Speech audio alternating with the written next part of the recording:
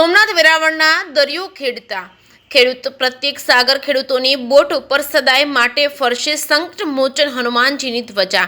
ચૈત્ર સુદ પૂનમના દિવસે સમગ્ર દેશ હનુમાન જયંતિની ધામધૂમથી ઉજવણી કરતું હોય છે, ત્યારે એ પણ જાણવું રસપ્રદ થશે કે ગીર સોમનાથ જિલ્લાના બંદરો હોય કે અન્ય જિલ્લામાં તેમાં જે બોટ હોય તેમાં એક ધ્વજ અવશ્ય જોવા મળશે, એ છે હનુમાનજીનો ધ્વજ। આ ધ્વજ ઉપર સાગર ખેડૂતોની અપાર શ્રદ્ધા છે, ત્યારે સોમનાથના માછીમારો ધાર્મિક તેમજ સેવાભાવી હોય છે। પોતાની આજીવિકા માટે ઊંડા દરિયામાં જઈ માછીમારી કરતા હોય છે। આ વ્યવસાય દરિયાને લગતો હોય ને અવારનવાર કેક સંકટો આવતા રહેતા હોય છે। 20 દિવસની દરિયાની ટ્રીપ હોય છે ને ટમટમતા તારાઓનું આકાશ, તેને લઈને આવા પ્રસંગે બોટમાં હનુમાનજીની ધજા ફરકાવવામાં આવે છે, ત્યારે મન મંદિર બને છે અને સંકટ સમય હનુમાન ચાલીસાનું પઠન કરે છે। માછીમાર સમાજને હનુમાનજીમાં અટૂટ શ્રદ્ધા છે અને જેથી સંકટ મોચન હનુમાનજીની ધજા કાયમી ધોરણે વાહનોમાં ફરકતી રાખે છે।